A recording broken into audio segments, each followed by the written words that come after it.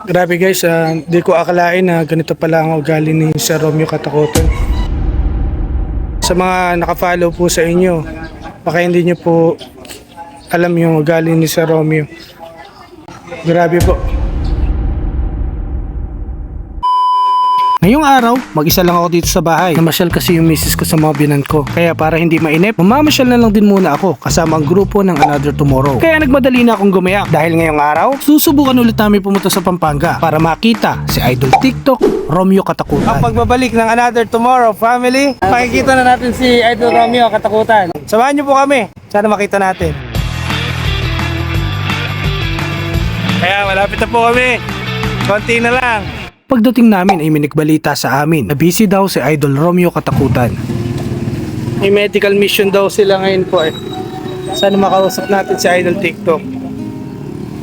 So,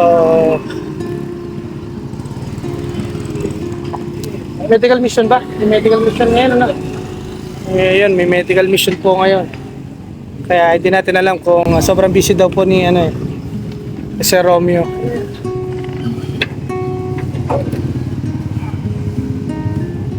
Ganun pa man, hindi pa rin tayo nawawala ng pag-asa. Lalo pat alam na natin nandito siya. Gustong gusto talaga naming makita siya para makapagpa-picture at makatikim ng walang kamatayang talapia. Bagamat wala kaming kasiguraduhan na makakausap namin si Idol Romeo, pumasok pa rin kami sa loob at nagbaka sakali na mapansin tayo ni Sir Romeo para maiabot namin ang ginawang pasalubong ni Mami Bear para sa kanya. Makikita na kaya natin si Idol TikTok. Oo naman, makikita natin sure. Maya-maya ay nadaanan namin ng mga kaibigan nating mga vloggers sa iba't ibang lugar. Good morning, good morning. Hi guys. Lagay mo niya doon. Na-meet din natin yung asawa ni Sir Romeo Katakutan. Na si Madam Lota Katakutan. Yes, Dodoy Koto TV. Saan na kayo picture tayo? Ayan, nandito sila sa resort. Ay, maya pa, yabak po kayo Maya nga. po, kaya kayo nga. Good morning, good morning. Good morning. Ang laging sabi ni Idol. Huwag po kayo magsasawa sa good morning ni Idol. Yes, opo, Kasi po opo. si Idol gusto niya, puro masaya, puro good morning. Kahit po gabi, good morning sa kanya.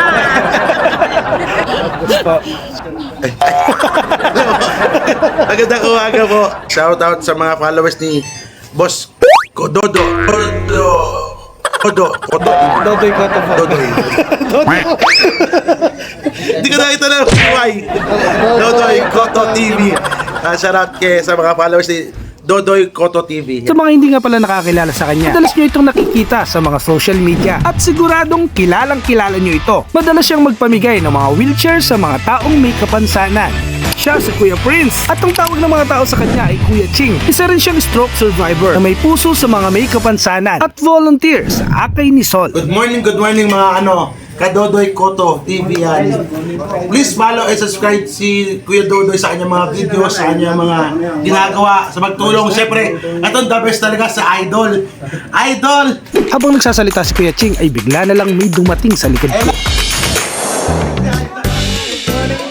Sino ba naman ang hindi nakakakilala kay Idol Romeo Katakutan? Sa Facebook at sa mga social media, sikat na sikat ang pangalang Romeo Katakutan. Lalong higit ang kanyang walang kamatayang talapia.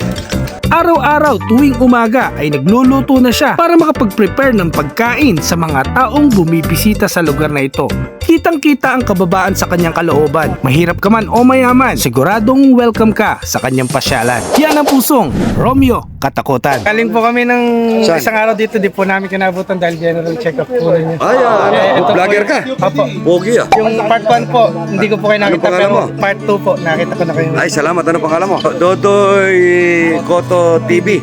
Idol, supportan natin sa pagbablog niya to. At tignan nyo, ilang beses na to napunta kay Idol. Ngayon lang napunta si Idol.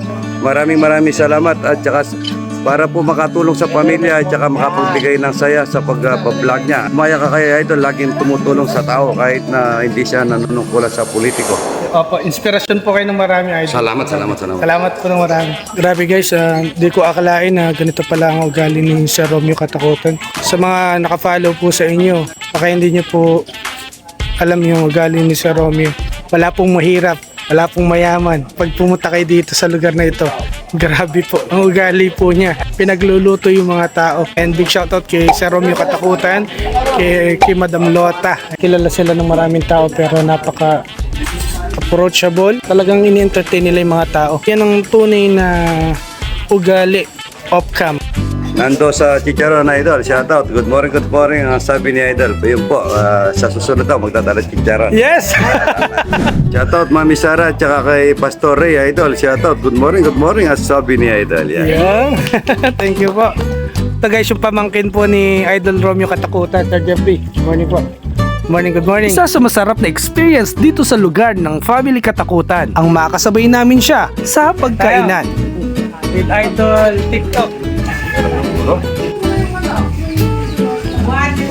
Naman. Daman mangan, pati kaya begay, Idol.